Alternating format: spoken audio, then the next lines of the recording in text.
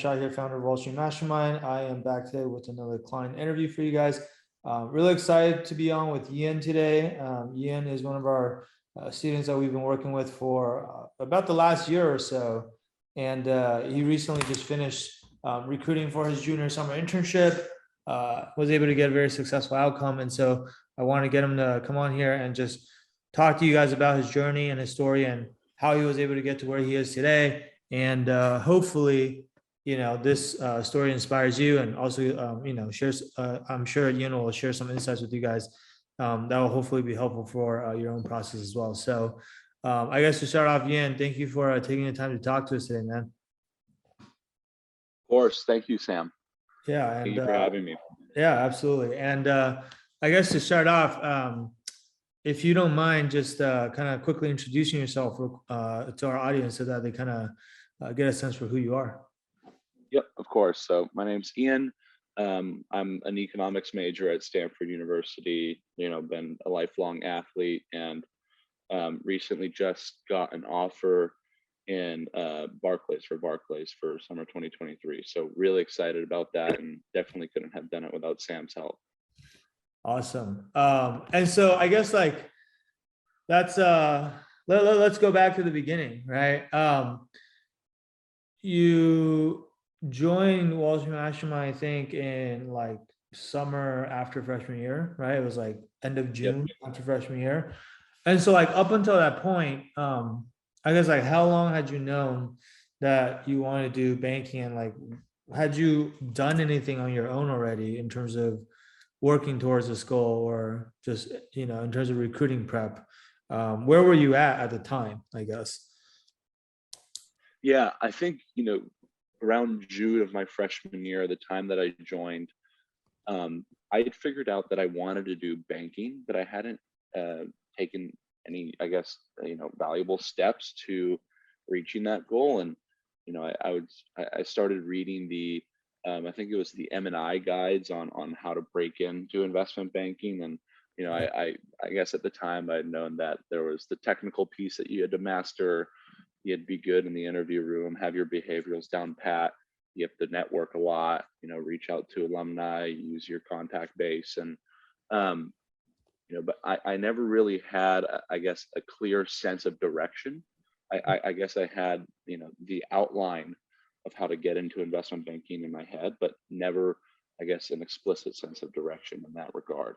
And so that's when I ultimately found you guys. And, after about a couple conversations, I decided that, Wall Street Mastermind was for me. And ultimately, I think that at the time, getting started, I was a bit hesitant, just because it was one of those things where you go, can I really, not guarantee per se, but can I really use this program to maximize his chances and my chances of getting an offer? Yeah. And is this program really, really going to help me in that regard? Is my money going to go to, good use here?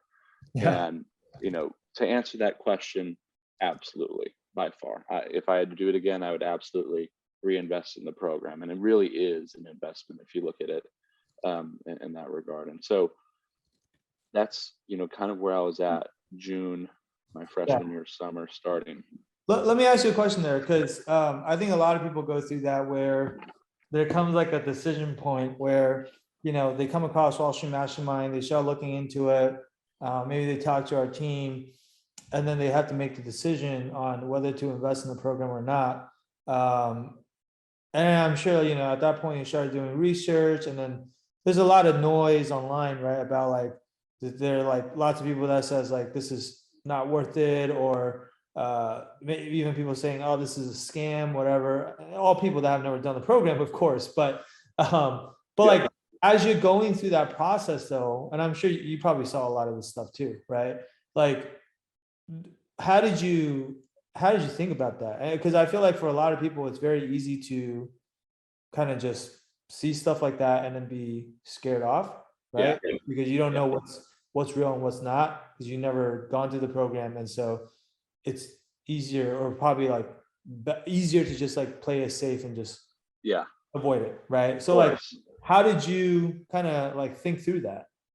Yeah, no, for me, it was absolutely the first couple of, I guess, consultation calls.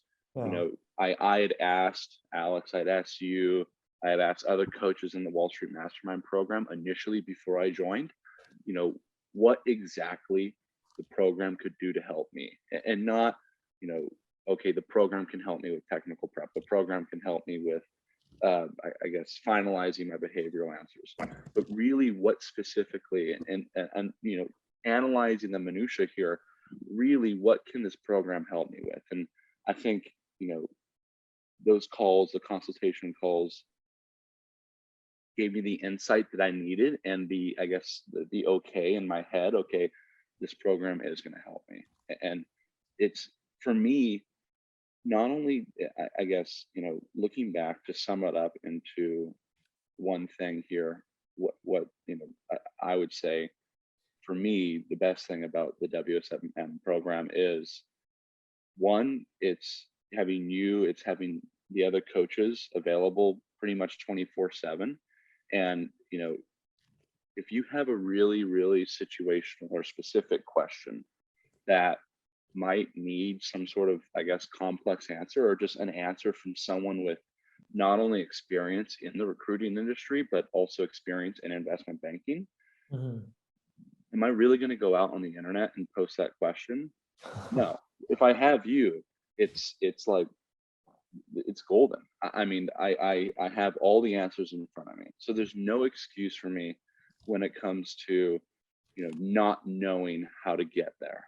Mm. And you know, there were some times, you know, I'm happy to talk about this later on. There were some times where I really needed your help and I needed your advice, your experience to, I guess, guide me through the process.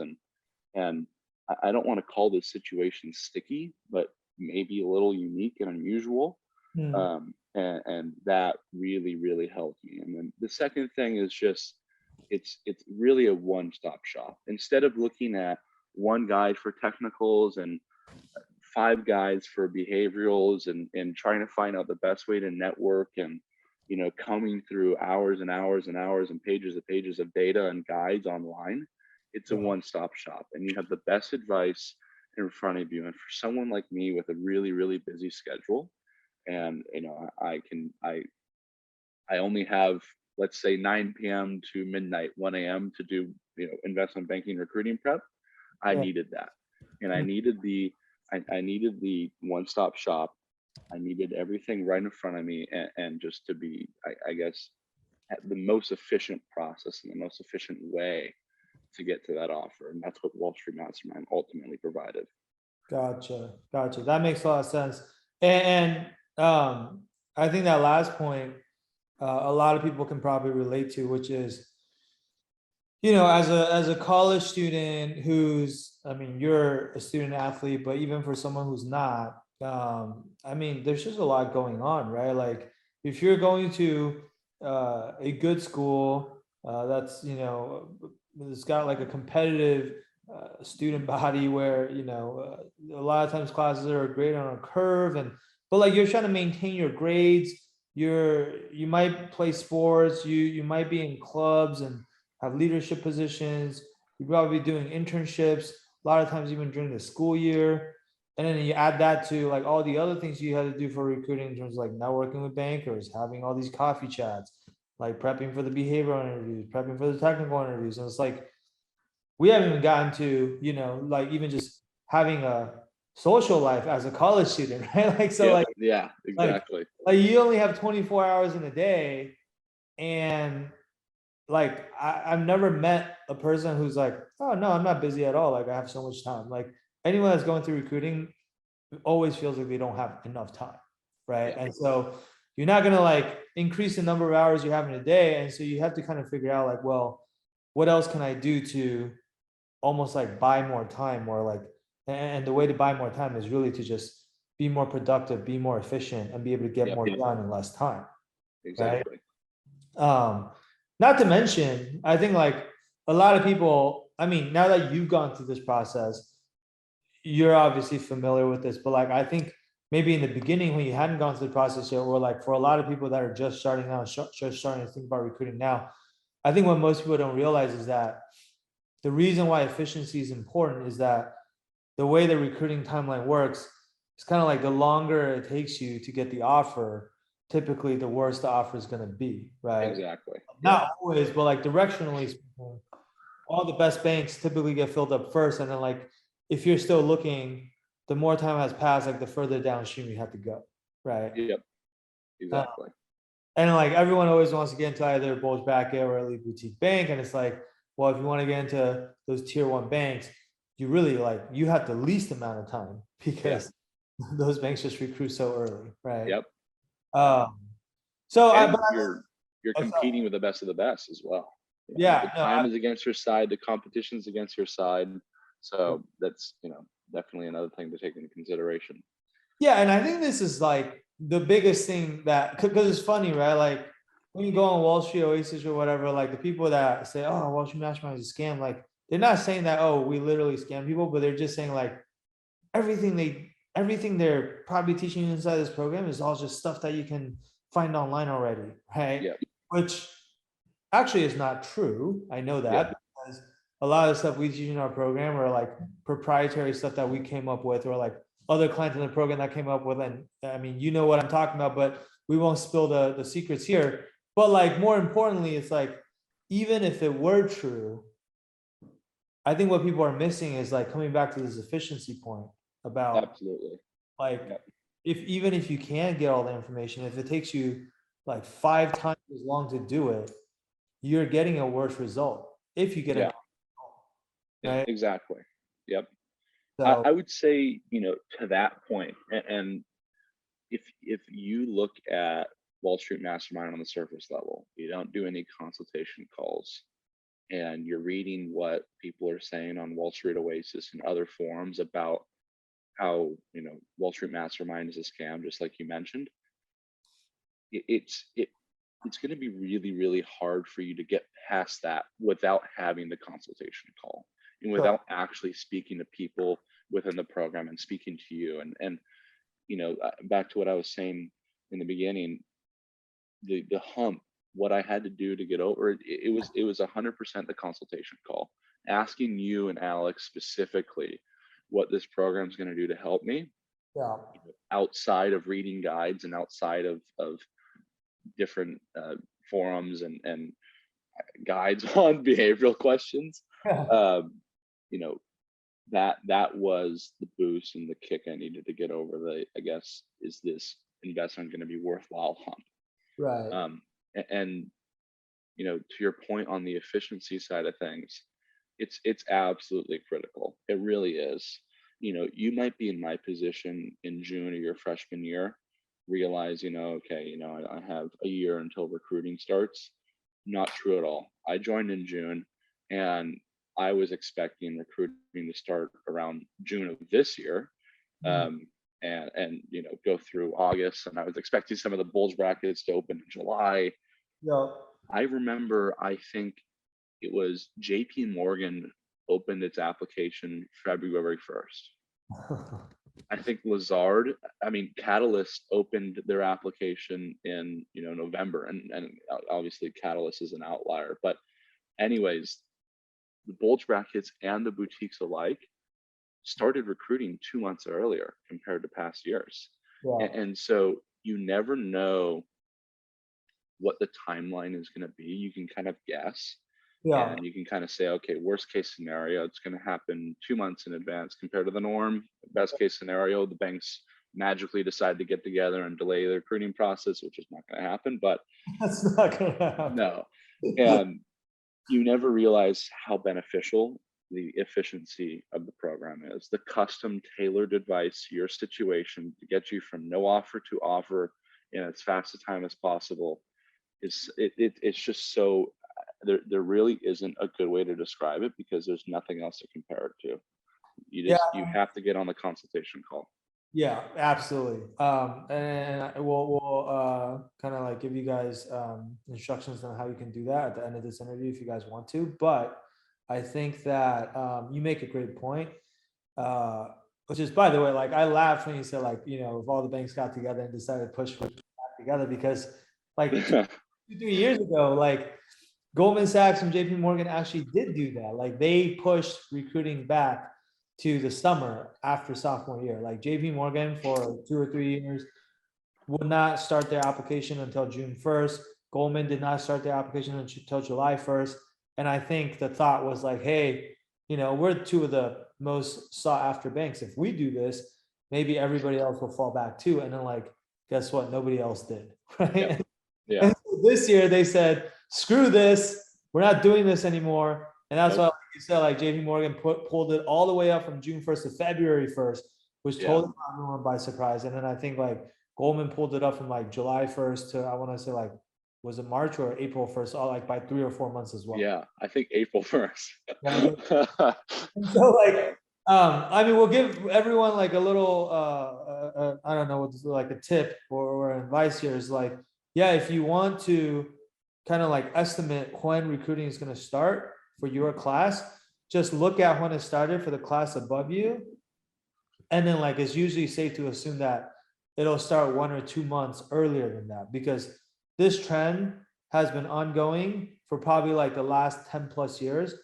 And it has not changed at all. Like it Yep. happens every year. I know for a fact that eventually banks are going to be recruiting people freshman year, right? Yeah. I don't know, they'll Exactly. do high school, that would be crazy, but like, I think people are eventually going to have to like recruit. I mean, I don't know. I almost feel like we're already pushing the limits, but that's It's just what insane.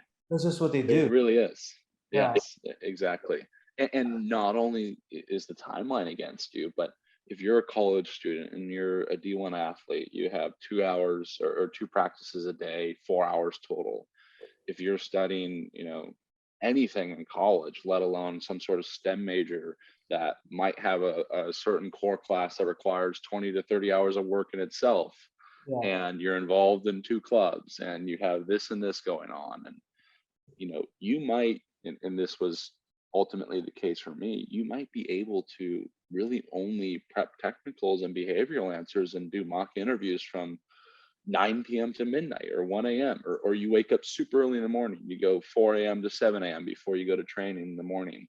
Oh, God. And, you know, it's really at those times you go and you think to yourself, I'm so glad that I not only have Sam to answer a question for me, Yeah. and I don't have to go out and search through threads and forums and 1,000 of threads online and try to find this answer to my specific and ultimately unique question that I have. And Yeah. that's a lifesaver. And then just again, it's the efficiency of both the technical, the behavioral prep, the Yeah. networking help, optimization.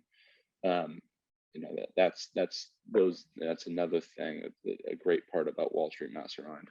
So like, I think that's a good segue, right? Like, let's talk a little bit about this past year then. So, um, after joining Wall Street Mastermind, I guess like, can you walk us through like, what were some of the things get inside the program and what you found to be most helpful? And, were there aspects of the program where you did something and it was like, okay, in hindsight, there's no way I could have done this on my own, or like I could have done it on my own, but not to this degree, right? Like, can you kind of talk about like what your experience was like? Yeah, I mean, I think the most, I guess, apparent and obvious example here is really the technical prep. I came into Wall Street Mastermind never reading a guide, with no corporate finance and valuation training or I guess education, and coming into Wall Street Mastermind, having the modules all laid out for you, and going through accounting, DCF valuation, LBO, merger math. And it's not only just having everything laid out for you, it's also the way that the modules are given to you and having the video instruction. If I don't understand a particular concept, I can go back at any point in time, rewatch it. And if I still don't understand, I can ask you, I can ask others in the program. And I had to do that multiple times. I think everyone does. There might be a particular accounting concept or valuation question that you need, or concept that you need help with. And there's going to be a time when you need to ultimately do that. But I really do think the technical training was huge. Without Wall Street Mastermind's technical training, I probably studied technicals from, I would say, really understood it and could actually speak somewhat intelligently about it after 20 hours. I probably studied for 20 to 30, maybe 35 hours. I would say that that was a sweet spot for me.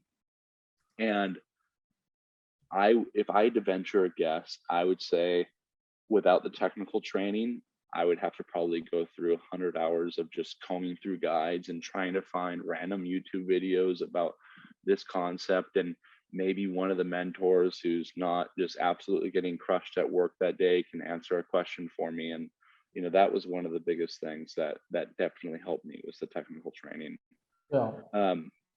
Another aspect, and I kind of alluded to this earlier on, there's going to come a time when there's a specific or unique situation arises in the recruiting process for me. And I don't know if this is necessarily 100% unique, but one thing you might not hear too often when it comes to alumni, talking with alumni, is the fact that some alumni might not actually know really anything about the summer analyst recruiting process, let alone the timeline.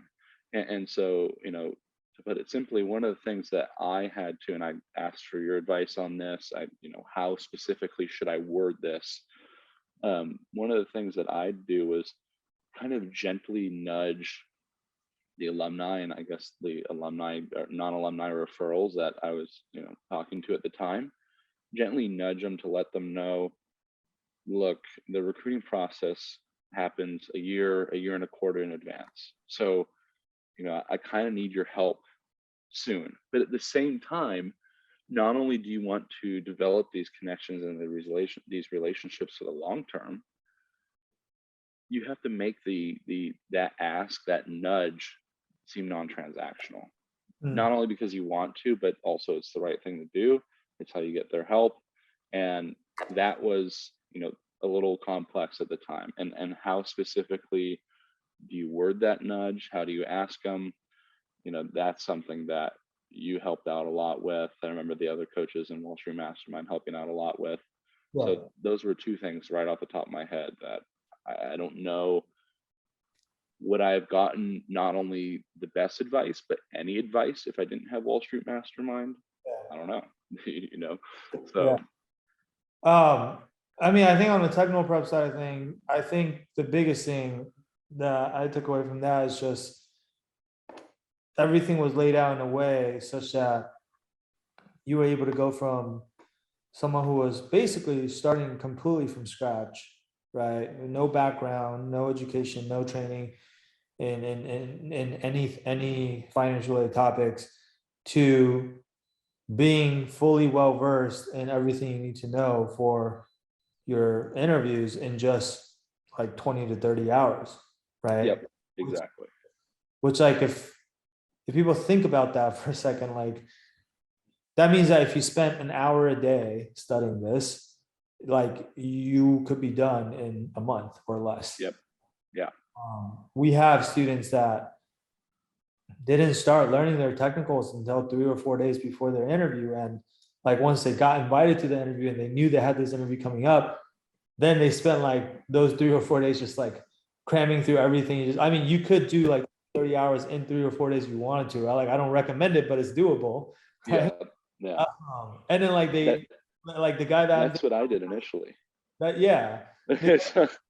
Wouldn't recommend it, but I was a bit caught off guard here, and to your point, when the applications started opening up in February and early March, you want to throw in your application as soon as possible. So I threw it in, and there were a couple boutiques that I'd gotten first round interviews with, phone calls or like the networking coffee chats, which are really just first round interviews before the first round interview. And I didn't know anything about accounting, about valuation at all. And so there were a couple times earlier on in the recruiting cycle where I had 5-6 days to really cram all the technicals. Yeah. And you know, in these first round boutique interviews, they might ask you, not might, they did ask me about merger math, about LBOs. It's not just accounting and just DCF and comps and precedent transactions. Yeah. So you know, and there were a couple boutiques that only asked me about LBOs and M&A because I guess they're assuming that if you know those two concepts down pat, you already know valuation, your accounting. So Right. it's something that you have to be prepared for, and you may not realize at the time just how valuable having everything laid out for you is, and ultimately, I guess, just how efficient everything is. Yeah, absolutely. So I mean, like, you know, everyone that says, well, all the technical information is already online, is like, yeah, it is already online. But like, you can try learning it on your own, and I guarantee you're not learning it in 20, 30 hours, right? Like, I know people that spent hundreds of hours trying to study their technicals, and they still don't get to the point Yep. where they can actually like pass these interviews, right? Yeah. A lot of it comes down to approach. Like, if you have the wrong approach, which like what most people will do is they'll pick up the 400 questions guide or whatever other popular interview guide, and they'll just try to memorize the answers to all 400 Yep. questions, Exactly. which is like, you're not going to get asked the exact questions that you memorized. Like, that's Yep. not how interviews work, right? Like, Yeah. the interviewers are not trying to make it easy on you. They know everyone's reading these guides. Like, they're, if anything, they're going out of their way to not ask the questions that are already in those guides because they want to see Yep. really understand these concepts. Yeah. Exactly. And you know, to your point there, looking at the M&I 400 question guides, the other technical guides, memorizing the answers simply isn't going to help because they're either going to change the numbers around or they're going to ask a more high level conceptual question. You know, I remember a couple of times where I'd gotten questions about, okay, you know, if you have this random object and it can produce X amount of cash flow, will walk me through a potential hypothetical DCF. Like, Mm. that's not going to be in an M&I 400 questions guide. And so you have to have, and the way that you teach technicals, one, the instruction is clear and explicit. There's just no question about that. And then two, you teach the concepts before going into example questions, Yeah. and not memorizing those example questions, but learning the, I guess, what the question is actually asking in that example, Yeah. perfecting your, I guess, if you want to call it your sense or your ability to realize what the question's asking. Because if you can't even realize what the question's asking, good luck answering it. You Right. know, and so that was another thing, is just the way that you specifically teach technicals, instead of memorizing guides and trying to memorize answers. And you know, good luck finding a YouTube video on this particular aspect of this technical portion. Right. You know, understanding the concepts and then going into the interview specific help and approach that way Yeah. is really, that's really helpful and super valuable. Absolutely. Absolutely. Um, was there anything else about Wall Street Mastermind that kind of like maybe surprised you or wasn't what you maybe envisioned or expected when you first came in? Like, for example, I don't know. I mean, we talked a lot about like the different like technical trainings and networking trainings and things like that. Like, what did you think about kind of like the culture inside of Wall Street National, or like the even like the people that you met, the community and things like that? Like, did you do you have anything to kind of share about that? Yeah, absolutely. You know, coming into Wall Street Mastermind, and this is definitely the perception that I had before I joined the program. I thought it was just going to be, you know, me and you only, Hmm. me, the modules, and you only. Yeah. And you know, you quickly realize that when you join the program, there's 450, 500 other kids that have gone through the process or are going through it right now. You know, being able to see their experience, hear their experience with the interviews, and they, you know, a lot of times if I had a particular question or a specific question about this bank and this location, I could just ask the forum, the Wall Street Mastermind group, and odds are someone has the answer and someone is willing to hop on a call with you for 10 minutes and walk you through their experience, or type back to you at 2 a.m. So it's really, seriously, it's a community in of itself. And I don't think there's another place in the IB recruiting space that you'll get that sense of community and that amount of help from others in the program, not just you. So that's one thing that absolutely, initially joining Wall Street Mastermind really, really surprised me. Yeah, and I think the beauty about that is that, the community obviously only continues to grow over time, right? Like, whenever people are going to be listening to this, by the time you join, it'll be probably a lot bigger than the 500 plus people that we have in the community now, right? Yeah. Eventually, one day, our vision is that Wall Street Mastermind is going to become like the largest network of just really successful young professionals that are all starting their careers on Wall Street at all the top firms, right? Yep.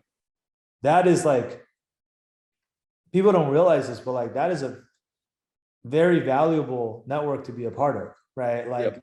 people pay hundreds of thousands of dollars to go get an MBA so that they can say that, or so that they can meet other HBS grads or GSB grads, or because they know that these people are gonna in the future be very successful and become CEOs and CFOs and founders and whatever, right? Like, people go on to do all sorts of great things, and then that becomes your professional network. And like, Wall Street Mastermind is kind of like that, right? Like, Yeah. I mean, I don't know, like, how many people you met in the program, but and most of whom like probably don't even go to your school, right? Like, these are people that you would have never met otherwise, I think. Yeah. Right. So I No, always tell people, yeah, I'm sorry, what were you gonna say?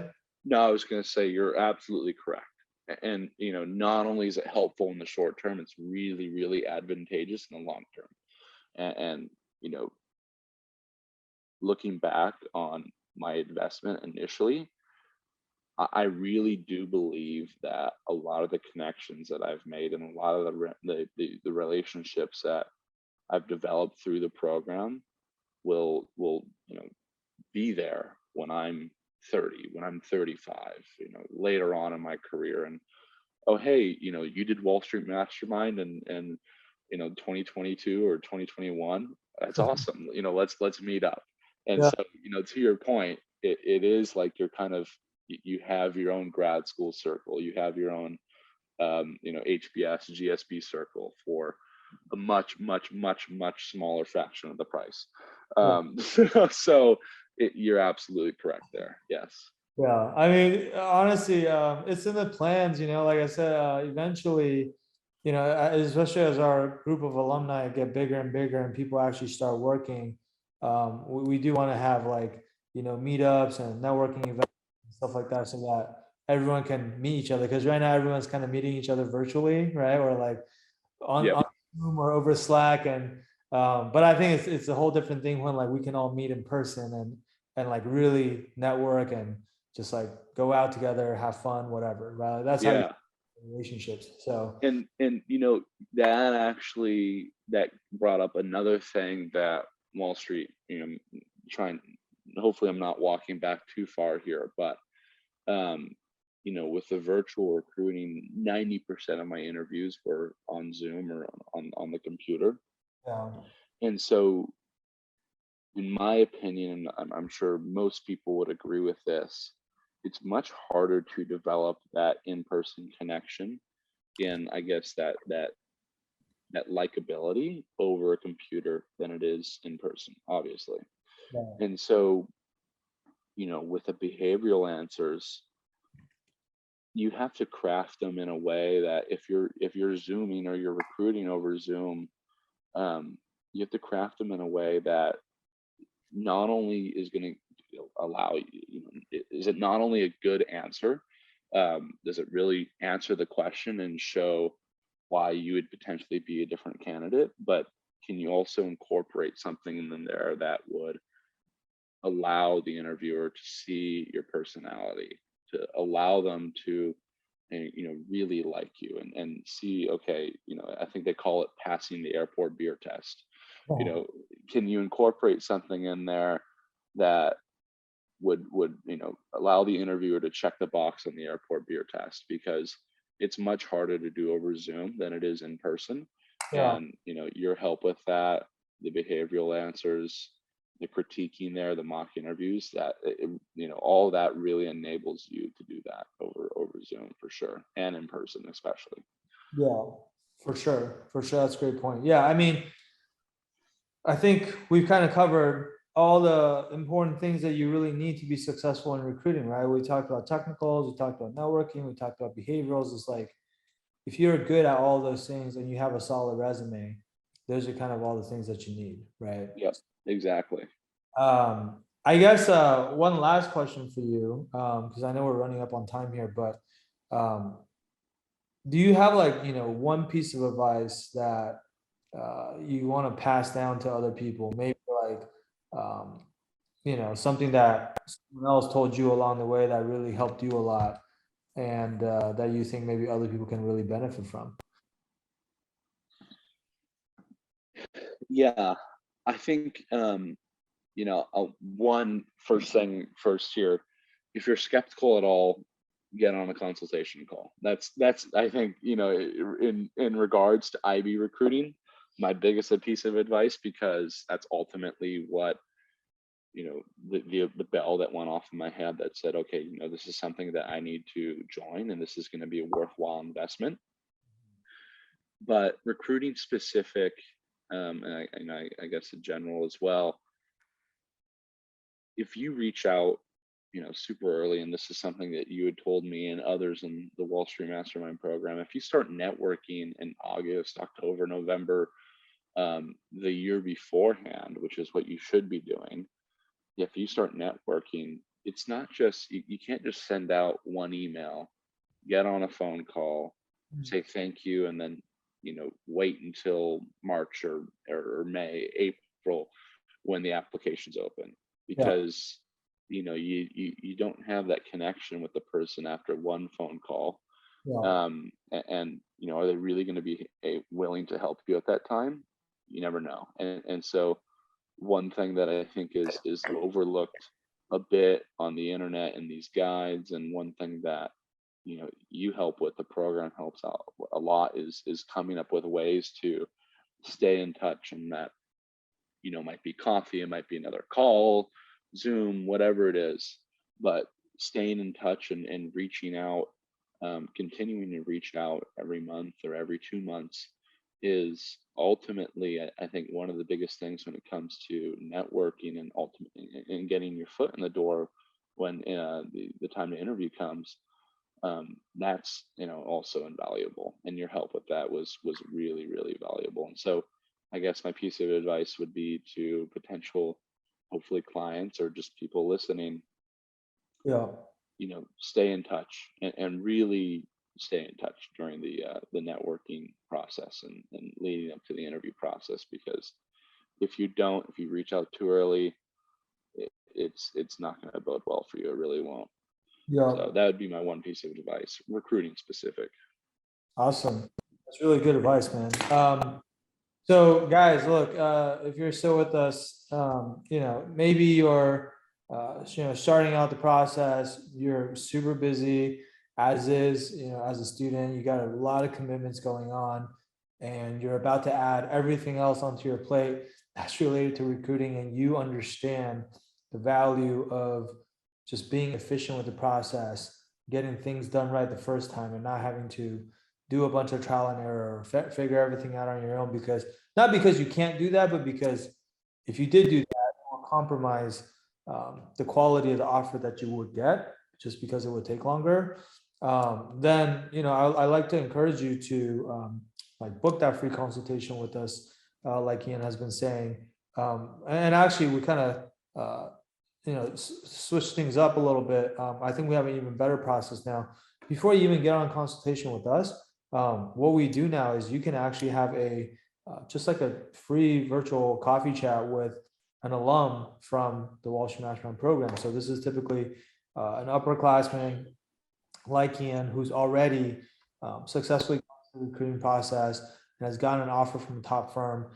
And it's just like any other networking coffee chat you have, like you can just ask them whatever you want about recruiting, about how they got to where they are. You can ask about their experience in the program if you want, but you can just ask them for whatever advice you need. And then like after that conversation, if you feel like, hey, yeah, like I still want to explore this further, and I'm interested in joining Wall Street Mastermind, then the alum can help you book a follow-up call with someone on our team, right? But like if you say, you know what, like I think I'm good, I don't really want to go any further, then hey, that's cool too. Then at a minimum, you just get a free networking call out of it, right? So it's a really great opportunity and something that we've started doing for pretty much any student that's interested. And I think people have really enjoyed the process. So if you're interested in doing that, you can go to www.wallstreetmastermind.com/apply.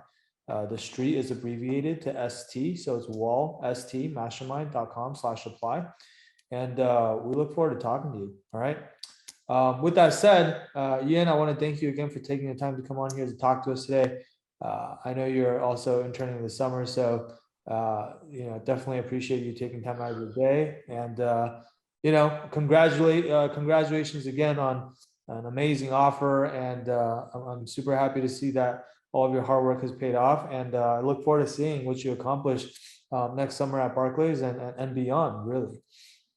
No, of course. Thank you, Sam, for having me, and thank you for everything through the recruiting process. Really, really can't thank you and the Wall Street Mastermind community enough. I honestly don't know if I'd be able to do it without everyone. So thank you, seriously. Yeah, no, we're honored to, as always, honored to be able to just play a small part in it. But obviously, you did all the work, so you deserve most of the credit, man. Thank you. So guys, that's pretty much it. We're gonna wrap up this episode here. Thank you guys for tuning in. We will be back with more of these for you guys in the near future. And until next time, all right, bye.